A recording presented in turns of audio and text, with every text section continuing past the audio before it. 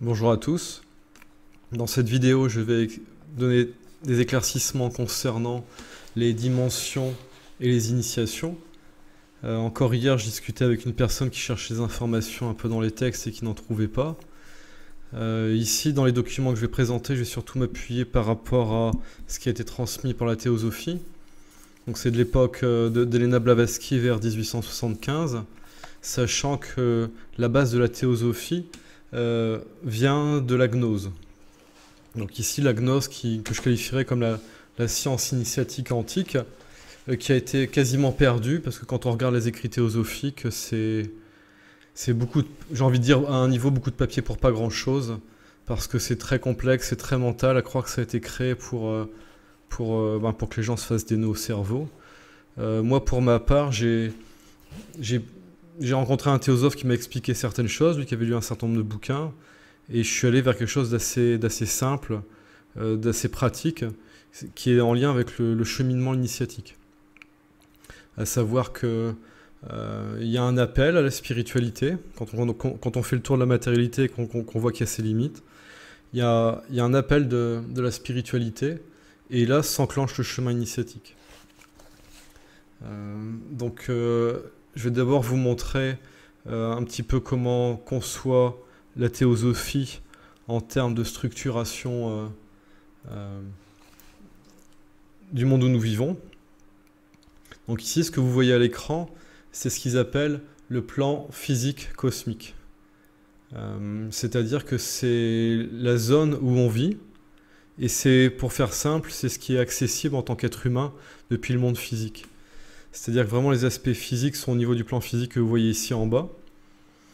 Et ensuite, on rentre dans les aspects subtils, on va dire, j'ai envie de dire non visibles, qui sont de l'ordre des émotions, du mental. Et après, pour ceux qui se développent plus au niveau spirituel, de l'intuition, de la volonté spirituelle, au niveau du plan spirituel, et ensuite de ce qui correspond au je suis, c'est-à-dire notre conscience individuelle au niveau monadique, et au niveau du plan divin, ce qu'ils appellent Adi, c'est ce qui correspond à la conscience universelle. Donc ce que je viens de vous montrer, donc là tout ce qui va être montré à l'écran, ce sera présent sous la vidéo en PDF, vous pourrez récupérer les documents. Donc tout ce que vous voyez ici, c'est-à-dire le plan physique cosmique, vous le retrouvez ici. Donc là je vais faire un zoom pour montrer l'équivalence des tableaux. Voilà, ça correspond à ça. Donc là ce que je vous ai montré en dessous, on le retrouve ici. Donc c'est le 7e plan cosmique et le plan physique cosmique. Donc vous voyez, c'est un système de 7 plans qui est divisé en 7 sous-plans.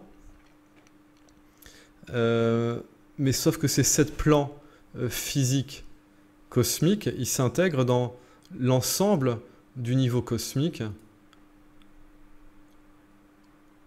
où on trouve un adi cosmique, un monadique cosmique, un atmique cosmique, bouddhique, mental, astral cosmique. Et nous, ici, ce que j'ai montré avant, la page d'avant, c'est le plan physique cosmique, qui est à chaque fois divisé en 7 sous-plans. Donc vous voyez, ici, c'est un système en 7 x 7 x 7. Et si on veut regarder ce système-là de façon un peu plus précise, vous l'avez ici. Mais ici, vous voyez, quand vous avez le schéma comme ça, c'est très hermétique, c'est vraiment très compliqué de comprendre de quoi il est question.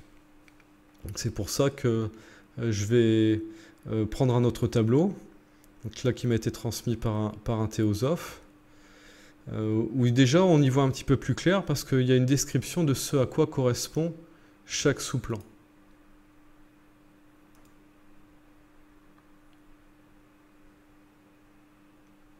Donc là, vous aurez tout le loisir de regarder à quoi ça correspond. Et là où cette grille de lecture elle est intéressante, c'est que ça s'inscrit dans les étapes du cheminement initiatique. Donc ça, vous allez le trouver sur cet autre PDF. Avec ce tableau ici.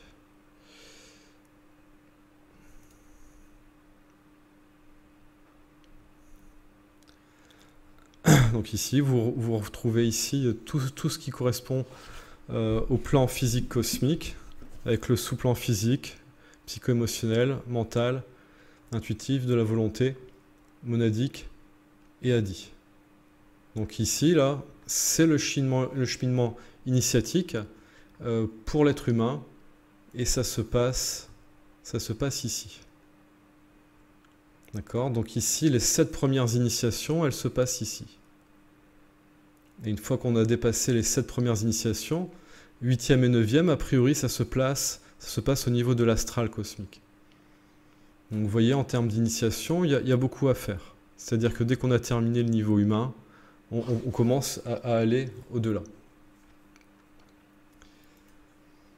Donc ici, comment ça fonctionne? C'est qu'il est nécessaire de prendre conscience, de maîtriser ce qui correspond au monde où nous vivons. Donc ici, pour ce qui correspond à la première initiation, il est nécessaire d'acquérir une maîtrise sur les 3 derniers sous-plans du plan physique. Et donc ici, ça correspond à acquérir une maîtrise au niveau basal, donc une conscience de son corps, de son squelette, une conscience des liquides qui circulent en soi, et une conscience de la respiration. Mais plus globalement, parce qu'ici c'est vraiment quelque chose de très résumé, vous ne devez rien prendre de ce qui est transmis ici pour argent comptant. Ce sont des ordres d'idées, ce sont des pistes. Voilà, tout ce que je dis n'a pas valeur de vérité. Les documents ici ne sont pas, comment dire ça, ne sont pas complets. Les listes ne sont pas exhaustives. Ce sont des ordres d'idées. Donc une fois qu'on comprend, qu'on commence à incarner sa conscience au niveau du physique, dans une certaine mesure, à prendre place en soi dans son corps, la première initiation se finalise et on passe à la deuxième. Et la deuxième, c'est quoi? Donc on maintient la maîtrise physique et on rajoute la maîtrise au niveau psycho-émotionnel, astral, la même chose sur les 3 derniers sous-plans. Donc ici au niveau astral, les 3 derniers sous-plans, c'est de développer une maîtrise. La maîtrise, c'est pas du contrôle, c'est pas de se couper. La maîtrise, c'est d'avoir une forme de détachement. C'est-à-dire que c'est pas si on prend un objet qu'on a en main, c'est pas le lâcher, c'est pas le rejeter, c'est pas le bloquer, le contrôler, c'est de l'avoir en main. Et donc de pouvoir composer avec lui d'une façon, si je puis dire, souple. Donc ici, c'est au niveau des passions, des désirs sensuels, au niveau des impressions, et au niveau de ce qu'ils vont qualifier de souhait. Et donc là, c'est au niveau des projections, au niveau de comment on va pouvoir commencer à avoir envie de certaines choses. Donc là, c'est de pouvoir canaliser ici des aspects qui sont personnels. Donc ici, tout ce qui correspond aux pulsions, si je puis dire, animales du corps avec la première initiation, et après ici avec les envies, les désirs au niveau émotionnel pour la deuxième initiation.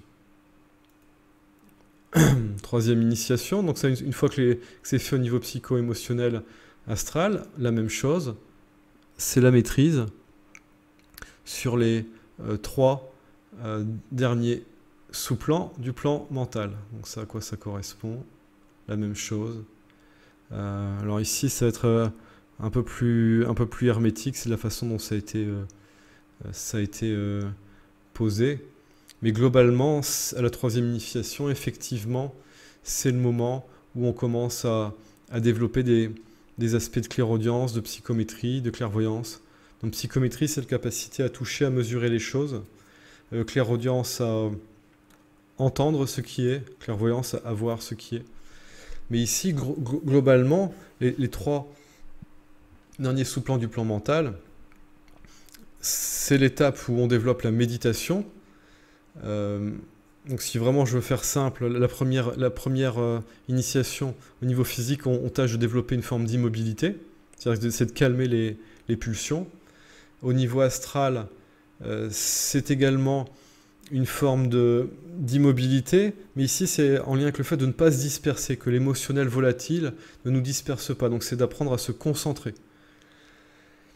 Et au niveau de la troisième initiation, c'est de développer une immobilité mentale. Et donc c'est déjà de comprendre qu'est-ce qui fait qu'on a un mental fluctuant. Donc toutes les personnes qui essayent de méditer, mais sans prendre en compte l'aspect émotionnel d'abord, eh ben vous avez vos impulsions émotionnelles qui sont qui alimentent le mental. Et donc tant que vous ne contrôlez pas votre émotionnel, eh ben votre mental, il va tourner, il va tourner, il va tourner, il va tourner. Si vous n'êtes pas dans votre corps, au niveau physique, pour créer un socle, une fondation, c'est comme une dalle de béton pour construire une maison.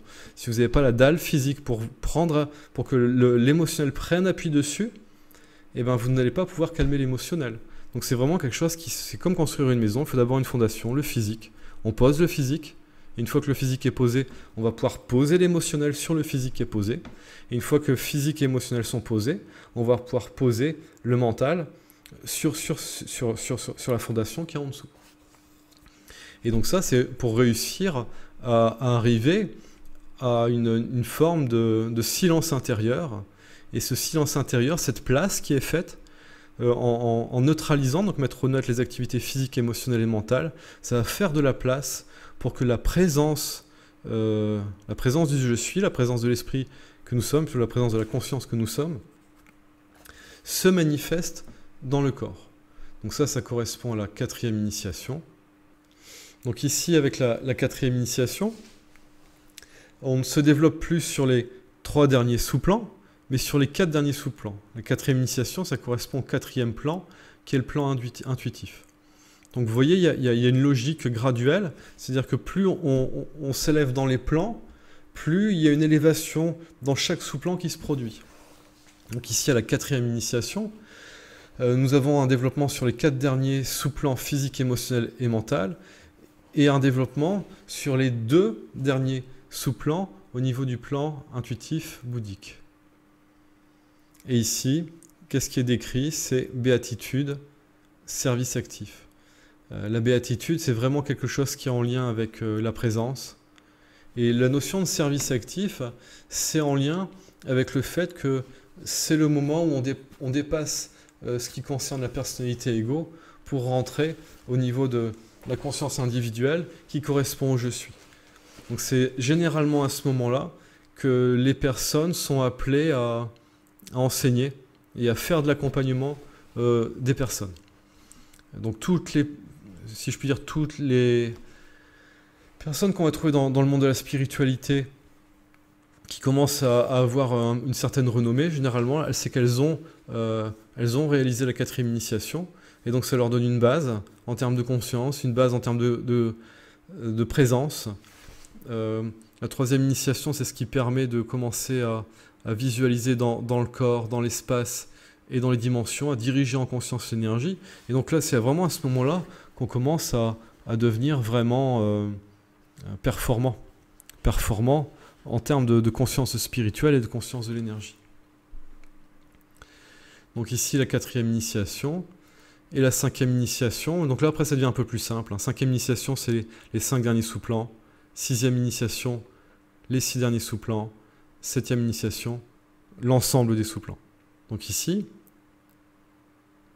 j'ai bien précisé que les couleurs au niveau des sous-plans correspondent au niveau de maîtrise. Une fois que l'initiation correspond, est intégrée, finalisée.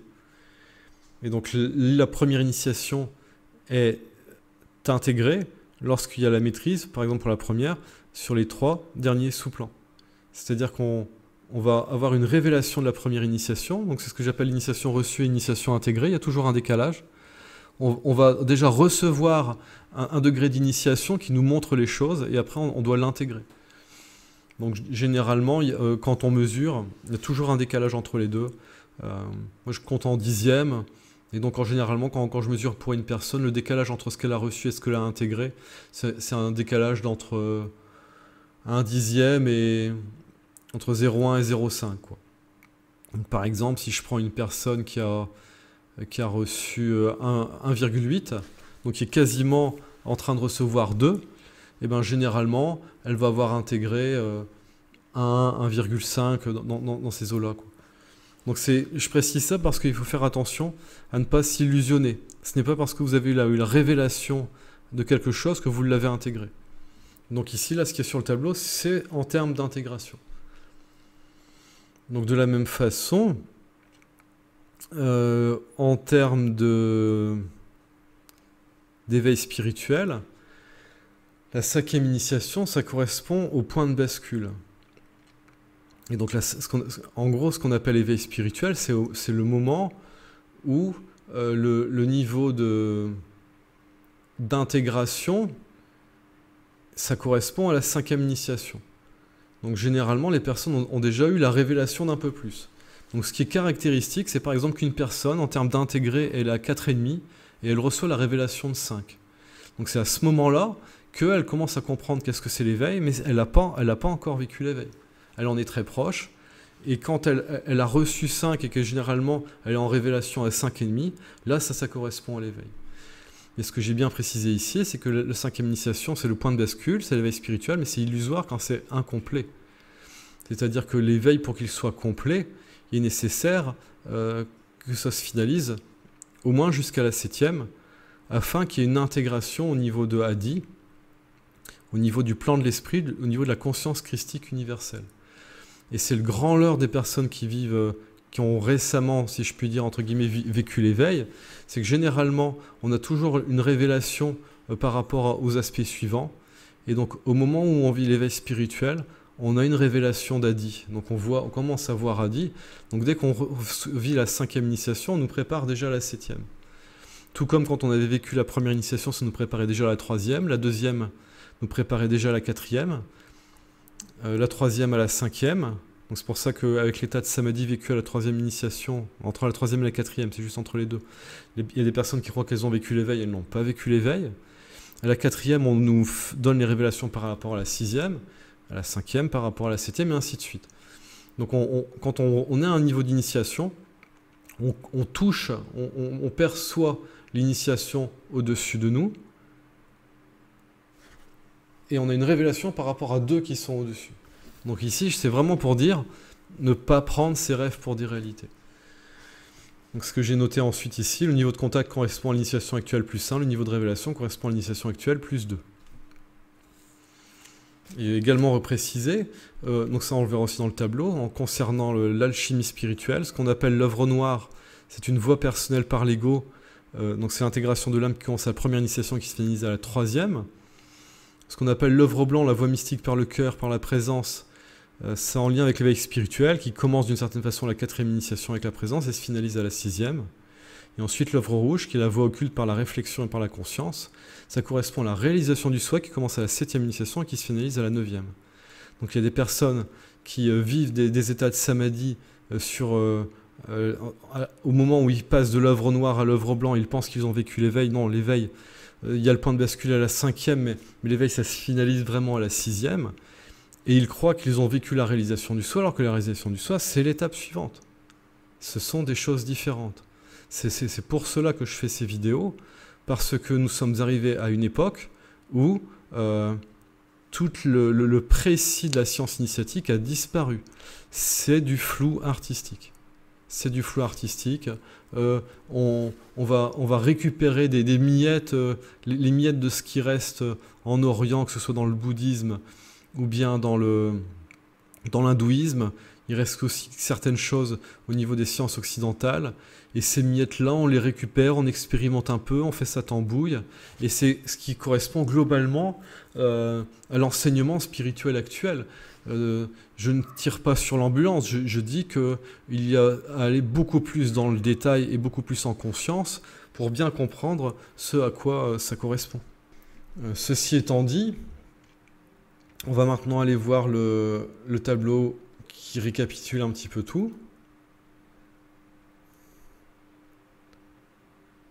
Donc ici, c'est vraiment un tableau où il y a un lien entre les dimensions et les initiations. Donc à certains moments, vous allez voir dans le tableau des lignes, comme ici au début, où ça concerne les dimensions.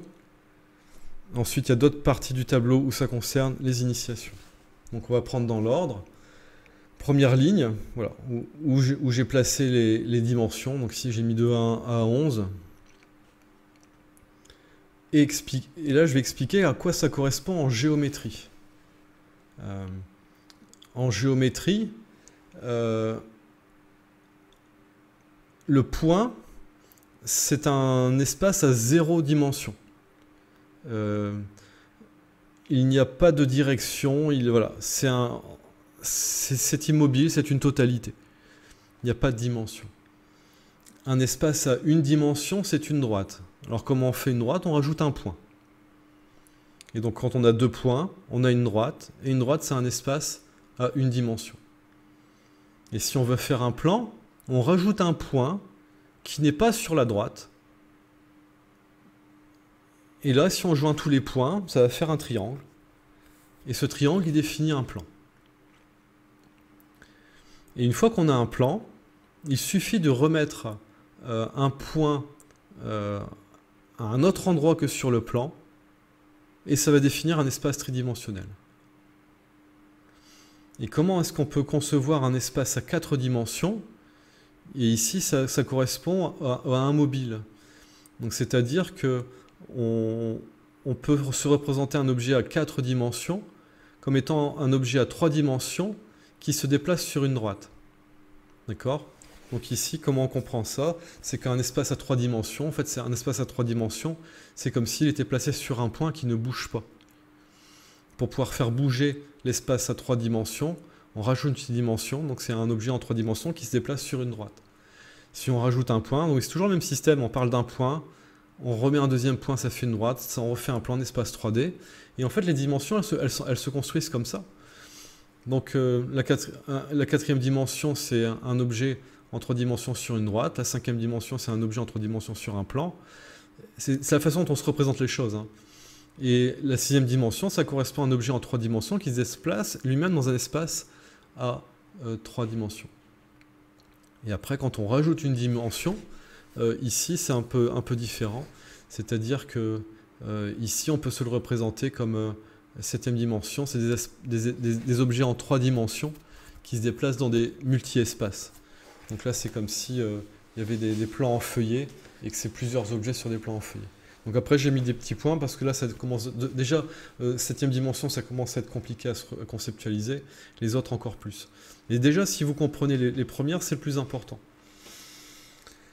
Donc au niveau des règnes, c'est là où se situent, si je puis dire, les consciences. Donc avec un point d'interrogation, est-ce que au niveau de la dimension 0, est-ce que c'est le règne des particules? Est-ce que c'est là où il y a les cordes? Bon, je ne sais pas. A priori, le règne qui correspond à la première dimension, c'est le règne minéral. C'est le règne cristallin. Il suffit de voir comment est organisé par exemple un diamant pour comprendre que il n'y a pas vraiment de structuration aussi sophistiquée que pour le règne végétal. C'est-à-dire que le règne minéral, c'est des empilements, en gros c'est des empilements d'objets à une dimension, hein. C'est des morceaux de cristaux qui forment des cristaux encore plus grands. C'est comme du Lego. Voilà, donc au niveau du minéral, c'est des empilements de Lego. C'est en lien avec la première dimension.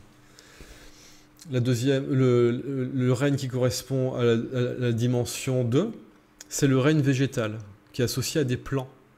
Et on voit que, par exemple, dans une plante, ce ne sont quasiment que des plants.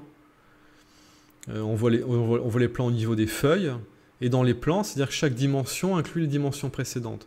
Donc dans un plan, on a une infinité de droites.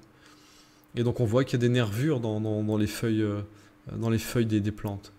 Et on voit aussi que dans les troncs, ça ressemble à des tubes, mais ces tubes, ces cylindres, ce sont des plans qui sont mis en cylindre. Donc on voit que tout tourne autour du plan et de la droite au niveau du règne végétal. Et le règne animal, c'est plus complexe. On va sur des organes en 3 dimensions, comme le foie, voilà, des choses comme ça. Et ici, il faut essayer un peu de tout regarder en même temps, surtout quand on arrive au niveau du règne humain. Donc le règne humain, la conscience, c'est au niveau de la 4e dimension. C'est quoi la caractéristique de l'être humain? C'est qu'on a une conscience de la temporalité. Donc l'objet 3D, c'est notre personnalité ego. Et la droite, c'est le temps. Donc les humains sont inscrits dans la temporalité. Donc c'est ce qu'on voit un peu plus en dessous par rapport aux consciences. C'est la temporalité, la mémoire. C'est là vraiment où se situe l'être humain.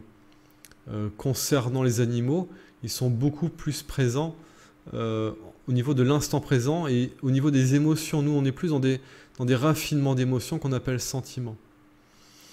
Au niveau végétal, ça correspond aux aspects de sensation. Donc on a tout ça en nous. Nous, en tant qu'être humain, on a tous les règnes subhumains en nous. Donc on a tout ce qui est animal, végétal et minéral en nous. Donc en nous, on a les émotions, les sensations, les impulsions sensorielles. Donc les minéraux sont des êtres vivants. C'est juste qu'ils ne vivent pas à la même vitesse que nous. Ils sont beaucoup plus lents, ils vivent plus longtemps. Les végétaux, c'est pareil, c'est pas le même espace. Quand on filme des végétaux en accéléré, on voit que ça bouge, mais ça bouge très, très lentement, ça se déplace, ça tend. Donc il y a cette notion de désir, ça tend ses branches. Notamment, j'ai une glycine chez moi, on voit que tous les jours, elle se déplace, elle a une impulsion, elle a un désir d'aller s'accrocher à ma rambarde. Donc ici, au niveau de la 4e dimension, c'est la globalité d'un corps. Mais si on prend la dimension du dessous, c'est un organe. Donc c'est un corps comme les nôtres, c'est un organisme, c'est une somme d'organes. Mais les organes, ce sont des sommes de tissus. Et les tissus, c'est des sommes de fibres, et les fibres, ce sont des sommes de cellules. Donc ici, déjà, si on prend les 4 premières dimensions avec l'humain et les réels subhumains, on commence à comprendre un petit peu comment tout est structuré. C'est-à-dire que nous sommes créés, nous sommes structurés en accord avec les dimensions. Et si on prend par rapport à la 5e dimension, c'est un règne qui est pas sur notre plan, qui est sur un plan au-dessus.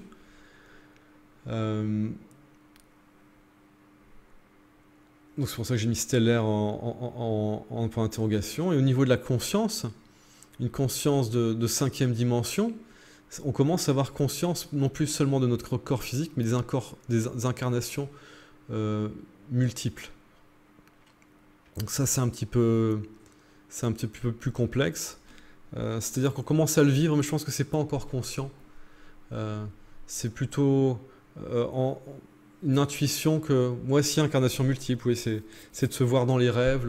On fait des rêves, on rêve qu'on est sur d'autres mondes, des choses comme ça. C'est par le rêve on va dire qu'on a commencé à avoir conscience des incarnations multiples.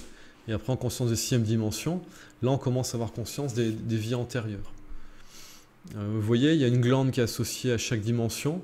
Chaque glande correspond à un centre énergétique dans le corps. Et il y a un fondement aussi associé à chaque centre énergétique. L'amour de soi pour l'entrejambe, l'estime de soi au niveau du nombril. Donc là, on revient sur ce que j'expliquais tout à l'heure. C'est-à-dire qu'il faut qu'il y ait des empilements, il faut qu'il y ait des bases pour que le niveau suivant puisse être posé. Si on n'a pas suffisamment d'amour de soi, on ne peut pas avoir d'estime de soi. Si on n'a pas suffisamment d'estime de soi, on ne peut pas avoir suffisamment d'affirmation de soi. Et à force de s'affirmer, eh ben, on gagne en confiance en soi. Et plus on a confiance, plus c'est facile de s'exprimer. Et plus c'est facile de suivre ses aspirations et d'être soi-même. Ici, le but de cette vidéo, c'est de montrer que tout est structuré. Que c'est vraiment scientifique. Et que si on veut vraiment bien avancer, à un moment, il est nécessaire de comprendre cette structuration. Je me souviens des premiers jeux vidéo fin des années 80 où on récupérait des jeux pirates sur Atari ST. Nous n'avions pas les modes d'emploi. Et qu'est-ce qu'on faisait? Il y avait des jeux, on appuyait sur tous les boutons pour voir ce qui se passait. Et on finissait par réussir à jouer. Mais il y a des jeux, 20 ans après, là je regarde, et ben, dans la notice, il y avait cette fonctionnalité-là. On n'avait jamais trouvé la fonctionnalité, on n'avait jamais compris. Donc en faisant de la cuisine, on peut y arriver, mais il y a un moment, il est nécessaire d'aller chercher la structuration de l'univers, d'aller chercher la structuration de l'être humain, afin de comprendre les lois.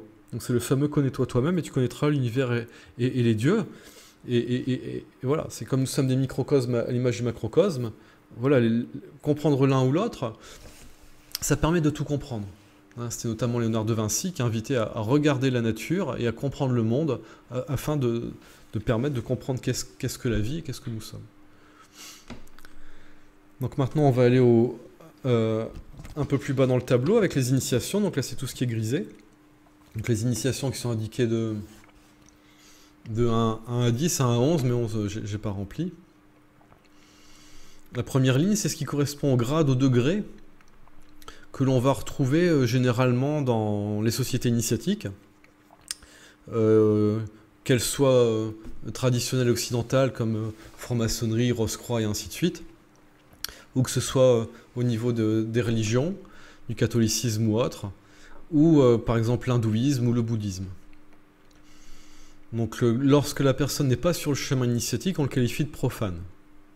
La personne n'a pas été ouverte à la voie de réalisation divine. La première initiation, ça correspond au degré de l'apprenti. La deuxième initiation, au degré du compagnon.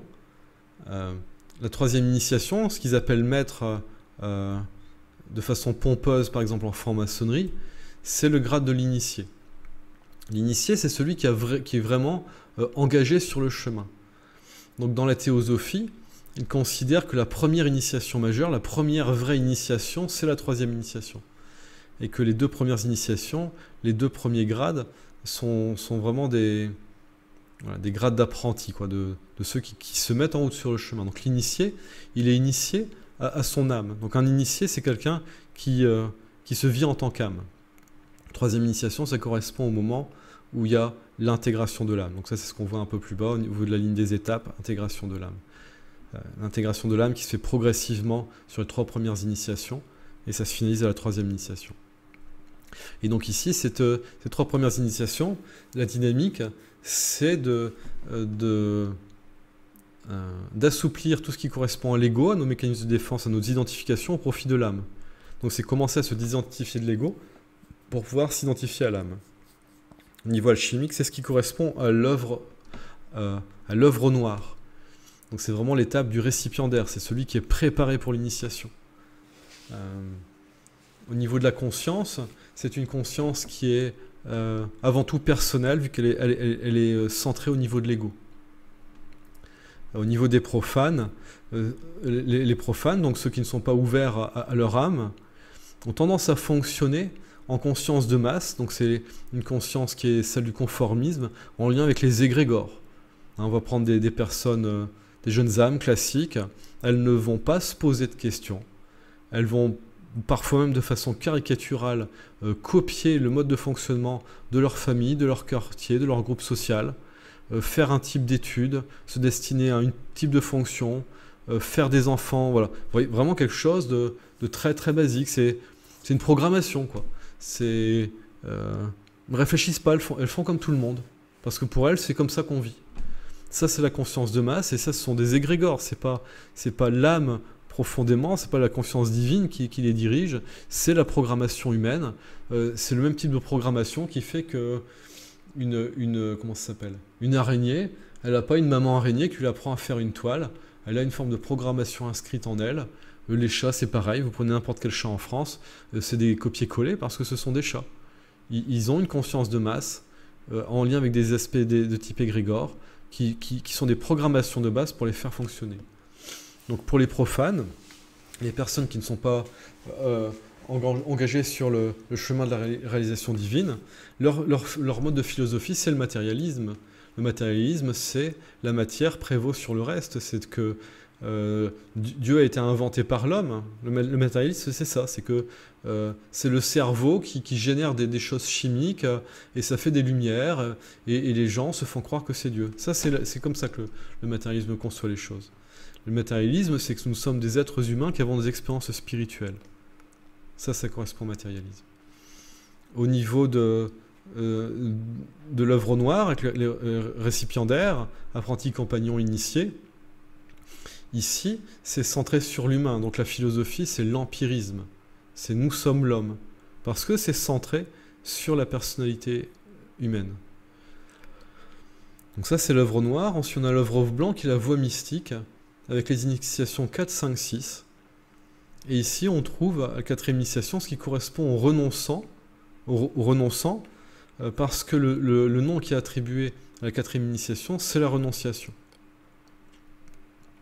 Donc si vous voulez déjà, dès à présent, les noms associés aux initiations, vous allez sur la première colonne, sur le bas, où vous allez voir, première initiation, ce qu'on appelle la seconde naissance, c'est le fait de renaître sur le chemin initiatique. Deuxième initiation, donc ça c'est les noms aussi qu'on trouve au niveau de la religion catholique, c'est le baptême. La troisième, c'est la transfiguration. Donc c'est le moment où l'âme investit le corps, et effectivement, c'est comme si nous étions à présent habités de quelque chose de vivant, donc quelque chose qui change au niveau du visage. Il y a une différence entre un être qui manifeste son âme, il a comme une brillance dans les yeux, une personne qui n'a pas son âme incarnée, voilà, elle regarde un peu vide. Donc il y a vraiment quelque chose avec la transfiguration. Quatrième initiation, la renonciation. Donc c'est vraiment l'étape où normalement, c'est à ce moment-là que la personne elle se sent prête, notamment rentrer dans les ordres. Donc ça correspond au grade, au degré du swami dans l'hindouisme. Cinquième initiation, ils appellent ça l'adepte dans la théosophie. C'est le moment où il y a le point de bascule qu'on appelle l'éveil spirituel. Sixième initiation, c'est ce qui correspond au gourou, et c'est ce qui correspond réellement au grade de maître. Donc j'expliquerai après pourquoi, plus précisément pourquoi c'est le grade du maître, parce que ça correspond à la sixième initiation, à l'intégration de la cinquième qui se situe au niveau du plan atmique nirvanique, qui correspond à la volonté spirituelle. Donc quand la personne réussit à intégrer la maîtrise de la volonté spirituelle,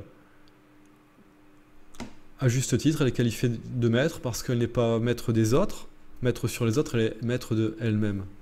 Et gourou, ça signifie l'union entre l'intérieur et l'extérieur. Donc ici, ça correspond à l'œuvre blanc, c'est la voie mystique. Donc c'est pas une voie qui s'intéresse à ce que je suis en train d'expliquer. C'est une voie qui est basée sur le fait de communier, de vivre la présence, le fait de renoncer à ses identifications, de renoncer à tout ce que l'on croit être en lien avec la personnalité ego, au profit du je suis. Donc c'est l'âme au profit du je suis. Et ici, on est sur une conscience qui n'est plus personnelle, on passe sur une conscience qui est universelle, qui est impersonnelle. C'est pour ça que si vous écoutez des vidéos de non-dualité, ils ne font que parler du personnage et de dire que le personnage n'existe pas, parce qu'à cette étape-là du chemin, c'est ce que l'on expérimente. Certains croient que c'est une finalité. Non, mais c'est une étape, et effectivement, c'est ce que l'on croit, on pense à cette étape-là. Et je suis passé par là, donc je peux en parler, et je peux aussi témoigner qu'ensuite, il y a autre chose, et on doit réaborder les aspects personnels. On est passé vers l'impersonnel, dans l'universel, et on doit ensuite revenir dans les aspects individuels. Un individu, c'est-à-dire ce qui n'est pas divisé. Donc une personne et un individu, ce n'est pas la même chose. Et donc ici, ça correspond à l'œuvre rouge, qui correspond aux initiations 7, 8 et 9. Et donc la philosophie qui est associée à l'œuvre blanc, à la voie mystique, c'est l'idéalisme. Ce qui est le contraire du matérialisme. L'idéalisme, c'est nous sommes des êtres spirituels qui vivons une expérience humaine. Et donc c'est vraiment centré sur Dieu, sur l'esprit. Et donc les personnes qui sont sur cette étape-là, voilà, elles sont Dieu, elles sont l'esprit, elles sont le un, elles ne sont rien, elles ne sont personne, voilà. Elles vivent ça. Mais encore une fois, ça ce n'est qu'une étape. Et tout a été fait pour faire croire que cette étape-là, c'est la fin du chemin. Et à un niveau, c'est dramatique. Parce qu'il y a quelques personnes qui arrivent à aller plus loin, mais il y en a beaucoup qui restent dans le confort de cette étape-là. Et ce confort est d'une certaine façon un piège à un niveau. Et ensuite, on a les initiations 7, 8 et 9. Alors 7, ce qui correspond à ce qu'on appelle les saints chrétiens. Donc tous les saints chrétiens qui étaient dénommés de cette façon-là, à juste titre, manifester la 7e initiation. C'est ce qu'ils appellent Paramamsa, le grade de Paramamsa dans l'hindouisme, qui est un grade qui est décerné à certains gourous, certains maîtres, pour signifier qu'ils ont réussi à atteindre une étape de plus. Sachant qu'à partir de la... on va dire 3-4e initiation, pour faire simple, on va dire à partir de la 4e initiation, à chaque fois qu'on prend une initiation, on monte d'une dimension. Donc la première et deuxième initiation, ça se fait sur la même dimension. Troisième initiation, on monte d'une dimension. C'est pour ça que c'est la première initiation majeure, c'est la première fois où on monte vraiment d'une dimension. et après on monte d'une dimension à chaque fois. À chaque fois qu'on monte d'une dimension en conscience, on a une maîtrise accrue sur la dimension d'en dessous, et encore plus sur la dimension qui est encore en dessous. Donc c'est pour ça que finalement la finalisation, la vraie intégration de l'éveil, ça correspond à la 7e initiation. 7e initiation qui est appelée la résurrection. C'est vraiment le moment où l'éveil est parachevé et on entame l'étape suivante. Donc c'est la résurrection pour l'étape suivante, qui est la dernière étape de la voie alchimique, qui est l'œuvre rouge. 8e initiation, on appelle ça Bodhisattva. Si on prend des personnes... bon, déjà, ceux qui ont le grade de Paramamsa en Inde, généralement, c'est qu'ils sont positionnés normalement. Je dis bien normalement, parce que dans le temps, c'était comme ça maintenant. J'ai l'impression que c'est plus des titres honorifiques qui sont donnés parfois, et que je ne suis pas sûr qu'au jour d'aujourd'hui, tous les Paramamsa soient la 7e initiation. 8e initiation, Bodhisattva, ça correspond à ce qu'ils appellent personnalité divine. Donc si vous prenez des personnes comme Mère Mira, c'est 8e initiation. 8e, voilà, voire même 8e se rapproche de 9e. 9e initiation, ce qui correspond plus ou moins à ce qu'on appelle Bouddha. Sachant que c'est le début de ce qu'on appelle Bouddha, la 9e initiation, c'est le moment où il y a un type de lumière qui commence à se manifester. Et vraiment, ce qu'on appelle Bouddha incarné, c'est 10e initiation. Et ici, ça correspond à ce qu'ils appellent le grand œuvre dans la voie alchimique. Donc ici, par rapport à l'œuvre rouge, la voie occulte, c'est le je suis qui est la conscience individuelle qui est dans une dynamique au profit de l'esprit. Donc vous voyez, au niveau de l'œuvre blanc, c'est l'âme qui est dans une dynamique au profit du je suis. Et donc c'est vécu surtout au niveau de l'âme, l'œuvre blanc. Tandis que l'œuvre rouge, c'est vécu surtout au niveau de la conscience. Donc au moment de l'œuvre blanc, la voie mystique, effectivement une ouverture au je suis, mais c'est pas encore quelque chose qui est conscient. C'est quelque chose qui est ressenti. Les personnes sont énormément au niveau de la présence. C'est plus sur du ressenti. C'est pas vraiment de la conscience précise. La conscience précise, c'est en lien avec ce qui correspond à l'œuvre rouge, ce qu'on appelle la voie occulte. Occulte par la raison, mystique par le cœur. Donc c'est je suis au profit de l'esprit pour l'œuvre rouge, la voie occulte. Et c'est l'étape de la réalisation du soi. Donc œuvre noire, intégration de l'âme, 3 premières initiations. 3 initiations suivantes, l'œuvre blanc, c'est l'étape de ce qu'on va appeler éveil spirituel, c'est le point de bascule. Et ensuite la finalisation, c'est ce qu'on appelle la réalisation du soi, c'est le fait de rendre réel à l'intérieur de nous l'esprit que nous sommes. Et ici, la philosophie, c'est le réalisme. C'est nous sommes Dieu, l'esprit en incarnation. C'est l'esprit qui se manifeste dans la matière. C'est du réalisme. Le réalisme, c'est l'esprit qui se tourne vers la matière. L'idéalisme, c'est, si je puis dire, la matière qui se tourne vers l'esprit.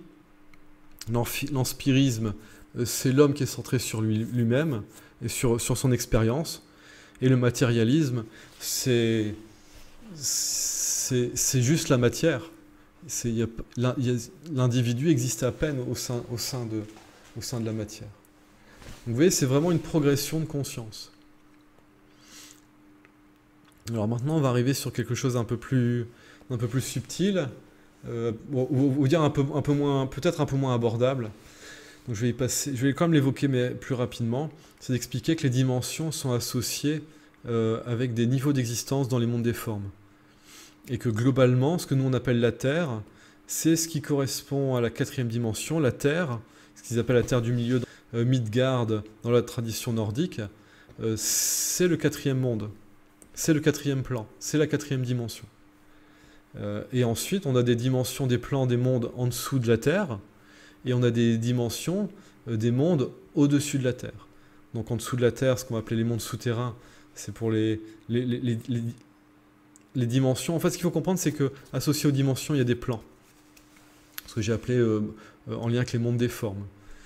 Et donc il y a des plans, il y a 3 plans sous le nôtre, et il y a 3 plans au-dessus du nôtre. Et ici, on va tout de suite aller sur... donc là, j'ai mis des suppositions en lien avec les enfers, Agartha et ainsi de suite, l'Olympe, tout ce qui correspond à la tradition nordique. Est-ce que ça correspondrait à ça? Donc nous, a priori, ici, c'est la Terre, ce qu'on appelle la Terre du Milieu dans JRTM. Dans JRTM, c'est le jeu de rôle des Terres du Milieu, donc c'est les Terres du Milieu de Tolkien, appelées Midgard dans la tradition nordique. Donc ça dit bien que notre monde, il est au milieu de quelque chose. Et là où c'est intéressant, c'est les couleurs principales par rapport au niveau d'existence. Si vous regardez ce qui caractérise le plus la Terre, c'est ce qui est en lien avec sa végétation et la couleur verte. La couleur jaune, on va la trouver quand les végétaux vont s'assécher, mais la couleur jaune, on va plutôt la trouver jaune-marron. Jaune, on va le trouver avec la couleur de la glaise dans le sol. On va même trouver des terres qui sont orange ou rouges. Par contre, le bleu, on va le trouver au niveau du ciel. Donc vous voyez, le bleu, il est au-dessus de nous, et tout ce qui est jaune, orange, rouge, c'est plutôt avoir tendance à ce qui est en dessous de nous. Et ensuite, quand on regarde plus haut dans le ciel, et notamment avec les couchers de soleil, on voit que le bleu part sur l'indigo, et c'est plutôt un indigo que l'on va avoir au niveau des étoiles. Et après, bon, tout ce qui est de l'ordre du violet et du blanc, ça c'est... Bon, violet c'est plus les ultraviolets, donc nous on voit quasiment pas le violet dans le ciel. Et après, voilà, le violet, couleur blanche qui sont associées. Bon, voilà, blanc, couleur qui peut être associée à l'Olympe, des choses comme ça. Alors là, c'est juste un petit partage. J'ai mis Agartha au niveau des mondes des formes, au niveau du troisième plan, donc ce qui serait juste en dessous de nous. Pourquoi? Parce que un jour, en méditation, j'ai fait une projection d'esprit pour dire ben, Agartha, qu'est-ce que c'est? Donc je suis allé voir Agartha. Et je me suis retrouvé sur un chemin qui menait à une ville. Et c'est là, 15 ans après, 10-15 ans après, que je me rappelle, mais effectivement, Agartha, c'était étonnant, parce que tout était baigné dans une couleur jaune. Tout était baigné dans une couleur jaune. Et quand je tombe sur des aspects de moi-même, qui sont dans des aspects qui sont beaucoup plus durs, beaucoup plus pulsionnels, je les perçois dans des environnements qui sont orange ou rouge. Et je pense que ce sont les aspects de moi qui correspondent à ce qu'on va appeler les mondes souterrains, les mondes d'en bas. Donc ce qui fait que nous sommes multidimensionnels et nous existons simultanément sur Terre, mais nous existons aussi simultanément sur les plans d'en dessous, et pour certains d'entre nous, simultanément sur les plans du dessus. Tout dépend de l'âge que l'on a. On ne vit pas forcément sur tous les plans en même temps. Si on est plus jeune, les plus vieux, généralement, on est présent sur tous les plans en même temps. Donc je vais continuer au niveau du tableau. Donc là, c'est la ligne avec, où il est marqué plan de conscience dimensionnelle. Donc là, on revient sur ces choses-là. On revient là-dessus. En termes de séphira, l'interrogation, est-ce que ce qu'on appelle le plan physique cosmique dans la théosophie, ça ne correspondrait pas à Malkuth au niveau de l'arbre séphiroth? Et de ce fait-là, est-ce que ce qu'ils appellent astral cosmique, est-ce que ça ne correspondrait pas à Yesod? Donc vous voyez, on peut faire une jonction entre ce qui est décrit dans la théosophie et ce qui est décrit dans la Kabbale, par exemple. Et ici, c'est pour ça que j'ai mis au niveau de la tradition nordique, eh ben, peut-être que les mondes qui sont décrits au niveau d'Yggdrasil, eh ben, ça correspondrait à notre monde, et donc ça correspondrait aux plans qui correspondent à notre monde. Donc ici, on aurait vraiment peut-être la Kabbale avec l'arbre séphiroth qui correspond à quelque chose à grande échelle, et qu'au sein de Malkuth, on aurait les mondes qui correspondent à ce qui est décrit dans la tradition nordique. Voilà, c'est une piste. Pourquoi je parle de ça? C'est parce qu'au niveau de la spiritualité moderne, on parle de plein de choses, mais ce n'est quasiment jamais rattaché à du concret. On dit que voilà, c'est philosophique, c'est métaphorique, c'est dénué de toute substance concrète. Tout ce que je suis en train de transmettre ici, je l'ai expérimenté dans une certaine mesure. C'est pour ça que je le transmets. Les choses qui ne me paraissent pas concrètes à un niveau, je n'en parle pas, ça ne sert à rien. Alors ici, vous allez dire, oui, mais et l'Agartha, ça nous fait une belle jambe. Oui, mais toutes les personnes qui ont dépassé la 3e initiation et qui, à certains moments, qui ont potentiellement pu, en rêve ou en méditation, se retrouver projetés en Agartha ou dans des zones similaires et qui ont dit, ah bah tiens, moi aussi, c'est étrange, effectivement, c'était tout jaune.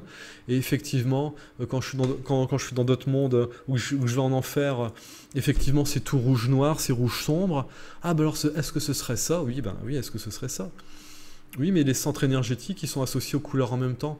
Ah bah oui, mais nos centres énergétiques, nous avons été créés à l'image du tout. Nos centres énergétiques sont les portes multidimensionnelles qui nous permettent d'accéder à ces mondes-là. Ah oui, d'accord. Vous voyez, là, on revient quand même sur du concret. On revient sur du concret. Et donc ici, si on reprend le premier plan de conscience dimensionnelle, donc c'est là, on revient vraiment sur ce truc-là, hein. On revient vraiment sur ça.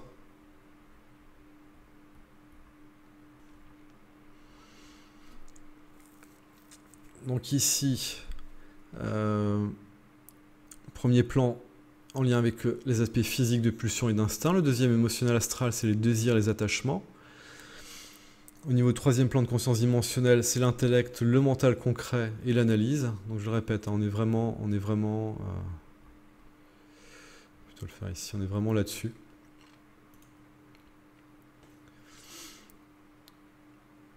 Et le quatrième plan de conscience dimensionnelle, ça correspond à ce qui correspond à la personnalité, et donc aux identifications à ce qui précède, hein, au niveau aux pensées, aux émotions, aux caractéristiques physiques. Et ici, c'est vraiment en lien avec les croyances. Les identifications sont en lien avec des croyances. Et ça correspond à ce qu'on appelle l'ego. Ce qui constitue... L'ego, c'est ce qui centralise la triade spirituelle, la triade matérielle de la personnalité. De la même façon, la monade, le je suis, ça centralise la triade spirituelle qui correspond à ce que nous sommes au-delà de l'ego. Donc c'est vraiment les aspects d'âme, âme humaine, âme spirituelle.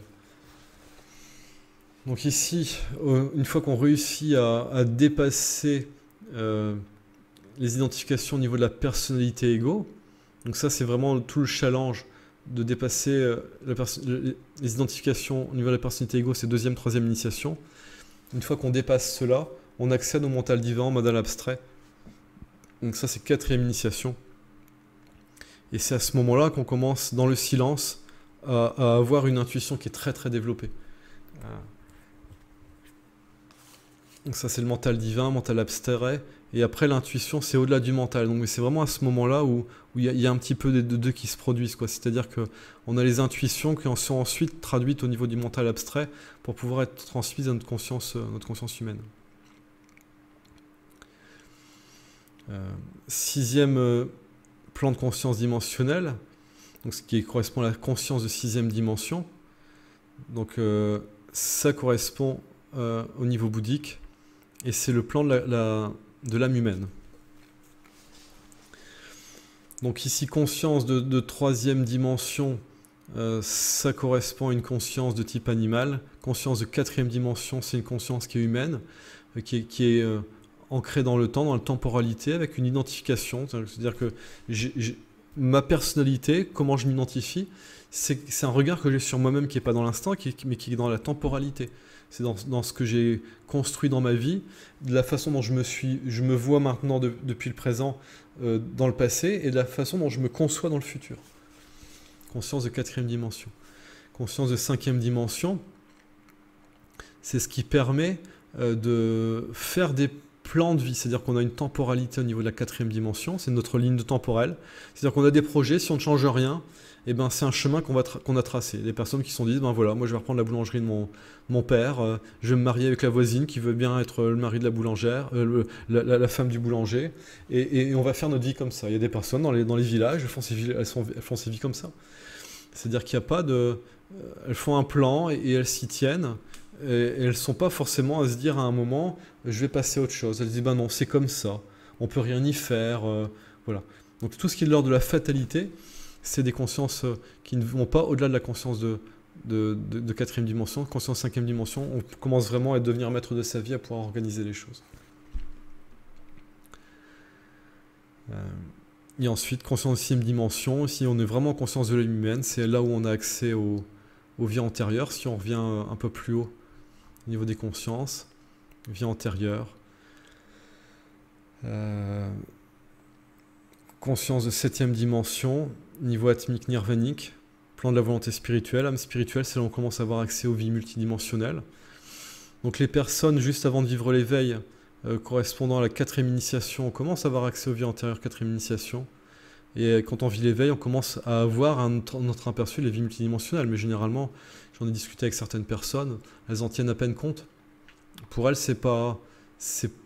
elles savent que ça existe, mais c'est pas le plus important. Là, elles sont dans la béatitude, dans la plénitude de la conscience divine. Elles ne s'intéressent pas vraiment à cela. On commence à s'intéresser à cela avec les initiations suivantes. Donc là, ici, grosso modo, si on prend les consciences dimensionnelles, si on prend ici par exemple la conscience de sixième dimension, la conscience de sixième dimension, ça correspond à la quatrième initiation. Donc vous voyez ici mon tableau, voilà, j'ai dit à un moment je vais faire la vidéo, sinon je vais y passer 6 mois, j'ai déjà passé plusieurs dizaines d'heures pour l'établir. Donc la conscience de sixième dimension, ça correspond à la quatrième dimension, conscience de septième dimension correspond à la cinquième initiation, huitième dimension, sixième initiation, et ainsi de suite. Donc ce qui fait que c'est vraiment vers la septième initiation, donc conscience de neuvième dimension, où l'on commence à avoir vraiment une maîtrise sur la conscience dimensionnelle qui est 2 niveaux en dessous. Au niveau des consciences dimensionnelles, les consciences dimensionnelles fonctionnent ensemble, ça j'en ai parlé dans le document de référence, le dernier, les dimensions paires ensemble et les dimensions impaires ensemble. Et les dimensions paires sont associées à des initiations paires et les dimensions impaires à des initiations impaires. Voilà, donc là j'ai essayé de refaire quelque chose de synthétique, mais là je me rends compte que quand même il y a tellement de choses à dire que c'est assez compliqué. Mais bon, là c'était important d'expliquer que voilà, que la septième initiation, c'est dit, ça correspond à la conscience dimensionnelle, conscience de neuvième dimension. Alors est-ce que j'ai réussi à le faire ensuite? Oui, si en fait on le voit ici ensuite. Par exemple, si on prend septième initiation, résurrection, Christ incarné, service, on est bien sur la septième initiation qui correspond à une conscience de neuvième dimension. Donc ça, on l'a ensuite. Et donc ici, c'est de préciser, donc là si je reviens sur le plan de conscience monadique, la monade, ça correspond au je suis, c'est la conscience individuelle. C'est ce que certains appellent âme divine, notamment dans les Rose-Croix. Les Rose-Croix, ils appellent ça âme divine. Le niveau d'avant, ils appellent ça âme spirituelle. Et le niveau d'avant, ils appellent ça âme humaine. Et après, voilà, Adi, c'est ce qu'ils appellent Christ, conscience universelle, en lien avec le Logos. Donc ici, pour terminer, un tableau que je ne vais pas expliciter plus que cela, sinon ça risque de prendre beaucoup de temps. Juste que vous reteniez que ce qui est entouré en trait noir, ça correspond à une traduction de ce, que je me trompe pas, de ce tableau-là. Donc ici, première initiation, c'est une maîtrise au niveau physique. Deuxième initiation, une maîtrise au niveau émotionnel.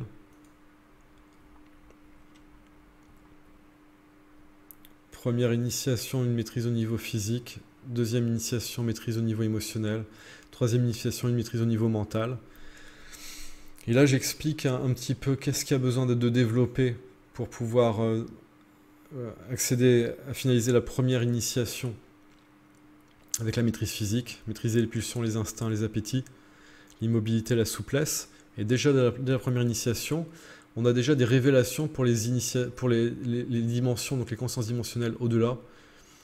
Donc à la première initiation, on fonctionne d'ores et déjà à un niveau en conscience de 5e dimension. Donc on a une faculté d'anticiper qui est accrue, une faculté de choisir sa vie qui est accrue. C'est pour ça qu'il y a beaucoup de personnes qui changent de vie au moment de la première initiation, de l'ouverture spirituelle. Elles comprennent qu'elles étaient sur des rails qui ne leur convenaient pas, et là elles commencent à vraiment dire voilà, je vais changer de vie, je vais changer de boulot, parfois c'est changer de compagnon, parfois voilà. Parce que là, elles commencent à suivre l'impulsion de l'âme. L'âme qui dit voilà, suis ton chemin, ne suis pas le chemin de tout le monde, ça n'existe pas le chemin de tout le monde. Suis ton propre chemin. Donc une révélation de l'existence de l'âme. Première et deuxième initiation, il n'y a pas vraiment de montée dimensionnelle. Ce qui fait que sur les deux premières initiations, les révélations, elles se font sur les 5e et 6e dimensions. Donc révélation de l'existence de l'âme à la première initiation, contact avec l'âme, révélation de l'unité, du nous sommes un à la deuxième initiation. Et il y a déjà un début de polarisation mentale à la deuxième initiation qui prépare à la case qui est en dessous, c'est-à-dire la maîtrise mentale, la méditation. Donc ici, vous allez voir que, grosso modo, il va y avoir une thématique par colonne qui correspond aux dimensions. Sur la dimension 0, j'ai mis les types d'énergie qui s'activent dans le corps avec les zones. Sur la colonne de la dimension 1, c'est généralement des choses qui sont en lien avec le concret, le physique, vraiment l'aspect d'énergie. Au niveau de la colonne dimension 2, vous allez voir que ça parle que du ressenti et que de l'astral. Au niveau de la dimension 3, on est sur des aspects physiques. Donc dimension 1, c'est des aspects plutôt énergétiques. Dimension 3, c'est des aspects qui sont physiques. Donc où on développe la respiration consciente à la deuxième initiation, la concentration, où on comprend qu'il y a une abolition de distance à la troisième initiation. Donc à la troisième initiation, nous sommes toujours au même endroit. La distance n'existe plus, c'est comme ça qu'on peut voir à distance et qu'on peut agir au niveau énergétique à distance. Quatrième initiation, c'est le silence, l'instant présent qui est développé. Cinquième initiation, c'est l'illumination du corps. Et après, voilà. 6 et 7, il n'y a rien qui m'est venu, donc j'ai rien mis. Et je sens qu'il y a un système de quelque chose en lien avec vraiment de la densification, en lien avec la 8e initiation. Et tout ce qui correspond à la colonne de dimension 4, c'est en lien avec la personnalité. Donc là, vous regardez la ligne au-dessus. Et donc ici, c'est vraiment désidentification émotionnelle. C'est au niveau de la personnalité égo, lâcher les croyances, gérer les karmas personnels. Ici, c'est vraiment au niveau de l'ego, il y a une identification. Donc il y a une identification au je suis qui se fait au moment de l'éveil. Avec la désidentification de l'ego, il y a une identification au je suis. Et ensuite, c'est toujours quelque chose qui est de l'ordre de l'émotionnel, mais ici, c'est ce que j'ai appelé le cœur flamboyant, un ressenti accru. Donc vous voyez, ici, il y a vraiment des aspects de cœur, des aspects de personnel. 5e colonne, en concernant les dimensions, donc c'est vraiment la capacité, via ce mental abstrait, ce mental divin, à projeter, à choisir son chemin. La clé de la 3e initiation, c'est la méditation. C'était la désidentification émotionnelle pour la deuxième, pour la 3e, c'est la méditation. Et après, vous voyez qu'au fur et à mesure des initiations, au niveau mental, vraiment le vide mental, début de la télépathie, vision à distance, c'est 4e initiation. L'illumination de la tête et début de la science infuse, c'est à partir de la 5e initiation. Mais qu'est-ce que c'est que la science infuse? Donc là, on va commencer à utiliser les couleurs. Donc vous voyez, c'est plutôt une couleur orange. La science infuse, ça vient de quoi? Ça vient du fait qu'il y a la révélation de Christ, la conscience universelle, à la 5e initiation. Donc on a un début de science infuse. La première personne que j'ai rencontrée qui avait ça, elle me disait des choses sur moi, que j'avais parlé à personne, et j'ai dit, comment est-ce que tu sais ça? Elle me dit, je ne sais pas comment je le sais, mais je le sais. Et ben, c'était la conscience universelle qui me donnait des informations à travers lui. Et il y a vraiment une notion de sortie de l'illusion mentale, donc ça c'est très clair dans la théosophie. L'éveil spirituel à la 5e initiation, ce n'est pas la sortie de l'illusion mentale. La sortie de l'illusion mentale, c'est la 6e initiation.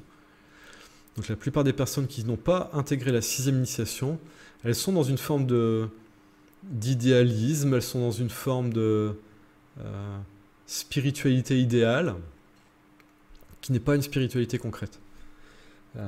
La sortie de l'illusion mentale, ça correspond à l'achèvement de l'antakarana.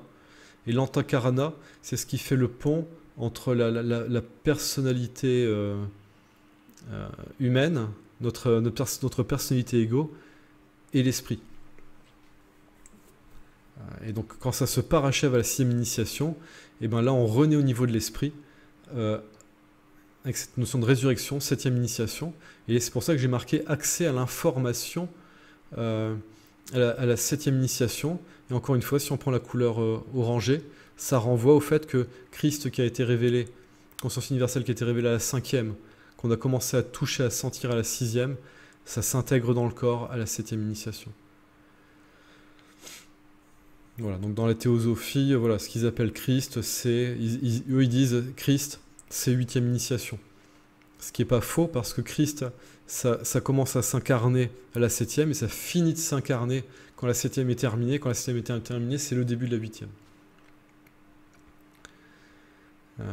Ensuite, 6e colonne. Bon, vous voyez, je vais quand même faire un peu le tour pour que les personnes comprennent les liens. La 6e colonne, 6e dimension, ça correspond à l'âme. Donc révélation de l'existence de l'âme à la première initiation, contact avec l'âme à la 2e, intuition, développement, vie antérieure, ça commence à venir à la 3e. Et l'âme est vraiment incarnée, et à la présence, qui est le mot-clé, qui est en lien avec la 4e initiation. Et donc c'est pour ça qu'il y a cette notion de renoncement à l'ego en lien avec la 4e initiation. Et donc ici, vous voyez, c'est une sorte de jaune doré. Et ici, ça renvoie à quoi? Au fait qu'il y a eu la révélation du « je suis » qui se produit à la 4e initiation. Tout comme il y avait eu la révélation de l'âme multidimensionnelle à la 3e initiation. 4e initiation, on a le contact avec l'âme multidimensionnelle et la révélation du « je suis ». Et 5e initiation, c'est le moment où il y a la révélation de Christ, où on rentre en contact avec je suis, et c'est le contact avec je suis qui est en lien avec vraiment la notion d'éveil spirituel. C'est le contact avec notre conscience individuelle et la révélation de la conscience universelle. C'est ça qui correspond à l'éveil spirituel. Et c'est le moment où on commence à manifester dans notre corps l'âme spirituelle, l'âme multidimensionnelle. Et donc ici, il y a vraiment un mot-clé qui est manifestation, quoi. C'est la 5e initiation. Là, ce qu'on doit développer, c'est le fait de manifester ce que nous sommes.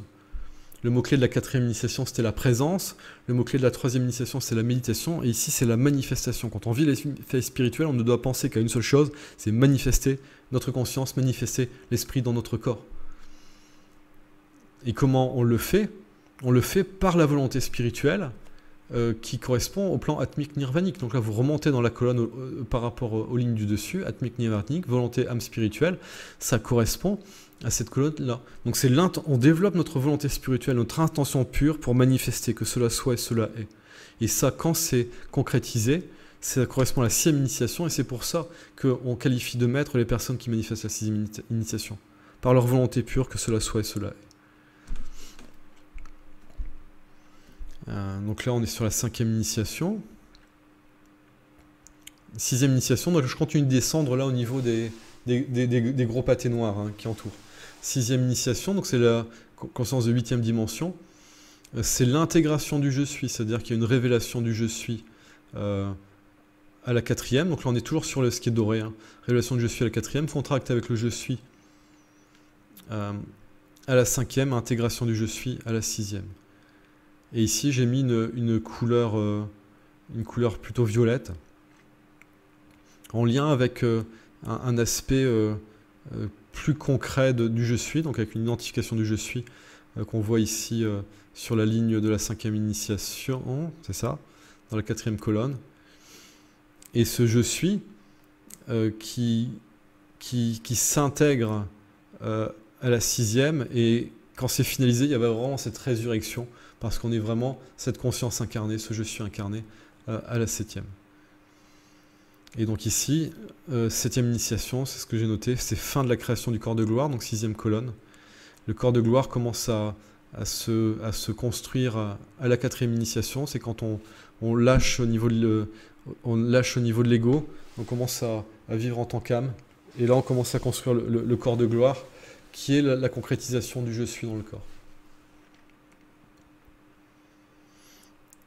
Et à cette étape-là, donc où est-ce que je suis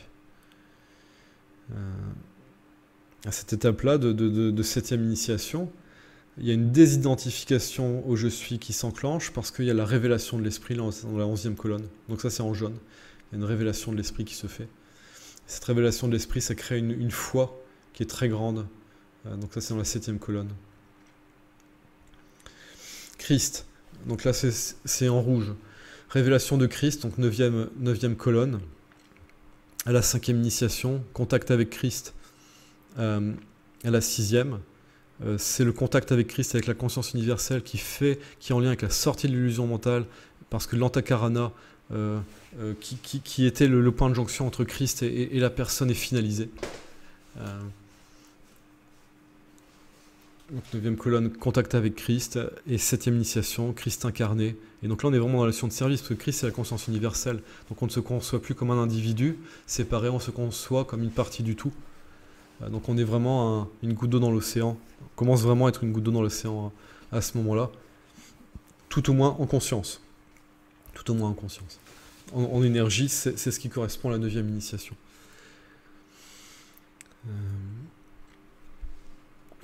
Donc ici on est sur la 9e colonne. Bon, après j'ai essayé de mettre des choses par rapport à ce que j'en ai compris. Donc là pour ce qui est 8e et 9e initiation, je vais pas forcément trop rentrer dans le détail. Peut-être juste parler de la révélation de l'amour infini, qui correspond à la 10e dimension.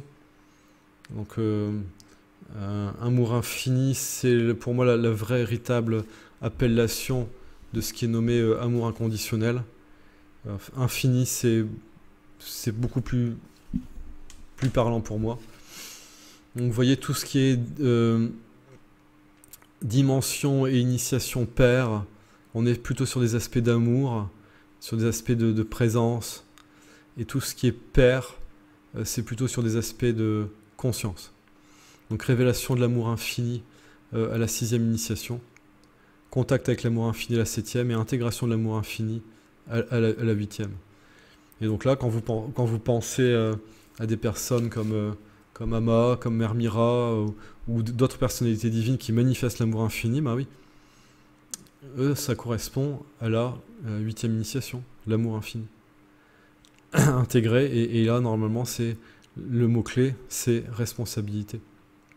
Responsabilité, comme l'amour est infini, on est dans l'accueil total de tout ce que l'on est, nos aspects d'ombre et nos aspects de lumière. D'ailleurs, sous la vidéo, je vais mettre un petit texte qui sera une citation d'Omra Mikhaïla Ivanov, qui parle de ça. Qui parle du fait de, vraiment, quand on a un cheminement spirituel qui va vers l'esprit, vers la lumière, il est nécessaire d'avoir en parallèle un cheminement qui va vers nos aspects sombres, que ce soit nos aspects de blessure ou nos aspects de pouvoir. Donc 7e initiation, cette résurrection qui est en lien avec la révélation de l'esprit, 11e colonne.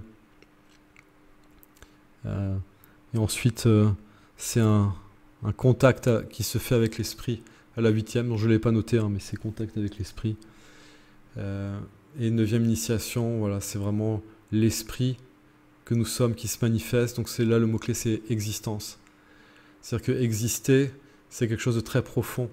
On existe quand le soi a fini d'être réalisé. Donc là, le soi se termine d'être réalisé à la 9e initiation. Voilà, donc ici il y a vraiment des aspects de conscience qui sont vraiment... Comme il y a un aspect au niveau de l'esprit qui se manifeste à la 9e, voilà, j'ai mis pleine conscience au niveau de la 8e colonne. Des aspects de paix, donc la foi qui se commue en amour pour cet aspect multidimensionnel, donc là je suis dans la 7e colonne. Et ensuite la paix avec notre être multidimensionnel, voilà, mais c'est vraiment des conséquences de l'amour infini, des conséquences de l'unité avec l'esprit. Ce que j'appelle toucher spirituel pour la 9e initiation, 6e dimension, toucher spirituel, c'est un prolongement de la capacité de conscience. J'ai mis vision à 360 degrés pour la 6e initiation, 6e dimension. Donc ça, je peux raconter. Le jour où ça m'est arrivé, j'étais dans un camping, j'étais dehors. Et quand ça s'est enclenché, je regardais un arbre et je le regardais, je le regarde comme on regarde. Et à un moment, je me suis rendu compte que quand je regardais l'arbre, simultanément, je voyais l'arbre comme si je tournais autour. Et depuis ce temps-là, ça me fait ça. C'est-à-dire que quand je regarde quelque chose, et en fait, je vois tout simultanément à 360 degrés. Donc vraiment cette capacité de vision, elle est en lien avec notre conscience. Et donc plus la conscience se manifeste dans le corps, plus elle peut se projeter. Et la conscience, c'est un œil qui voit à 360 degrés. Donc quand je regarde un objet, ben, j'ai ma conscience qui se projette au niveau de l'objet et je vois l'objet à 360 degrés. Et le toucher spirituel, c'est la même chose, sauf que c'est pas le fait de voir à 360 à distance, parce que là c'était vraiment à distance, c'est de faire la même chose, mais en même temps on touche. Et c'est un toucher qui a un toucher spirituel qui a la même densité que le toucher physique. Donc c'est quelque chose de très particulier. Et après, 9e initiation, désidentification, identification totale. Voilà, c'est ce que j'appelle la sortie de la dualité, vraiment la sortie de la dualité, parce que c'est la désidentification totale qui permet une identification totale. C'est compliqué de s'identifier totalement à des aspects en nous, surtout s'ils sont très sombres, si on n'est pas déjà désidentifié. Donc c'est quelque chose qui est très très paradoxal. Ici on est sur les notions de paradoxe. Hein. Dès qu'on se rapproche des aspects d'esprit, des aspects d'unité, on est systématiquement sur des aspects qui sont de l'ordre du paradoxe. Voilà, bon, je pensais pouvoir faire ça, encore une vidéo rapide, mais bon, là, quand je vois les timers, là je fais à plus d'1 heure. Voilà, donc c'était aussi pour servir de base hein, par rapport au fait qu'il va y avoir une rencontre satsang ici le 1er octobre 2023 à Toulouse. Donc les informations sont sur mon site. J'ai fait une vidéo dédiée à ça sur ma chaîne YouTube. Donc n'hésitez pas à vous inscrire, donc à m'envoyer un mail pour me prévenir de votre présence. Ici l'objectif c'est qu'il y ait dans la mesure du possible, le plus de personnes possible intéressées par ce type de rencontre, parce que c'est cette première rencontre qui va conditionner les autres. Si j'ai suffisamment de personnes qui sont motivées pour pouvoir faire ce type de rencontre régulière, eh ben, on va pouvoir créer un groupe et on va pouvoir programmer ça.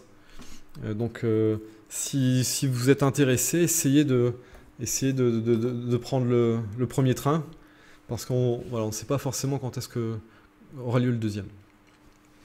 Voilà, vous pouvez poser des questions en commentaire. On pourra revenir sur ces documents lors de la rencontre ici à Toulouse le 1er octobre. Et voilà, c'est ce que j'avais envie de transmettre aujourd'hui. Je vous remercie pour votre attention et je vous dis à bientôt.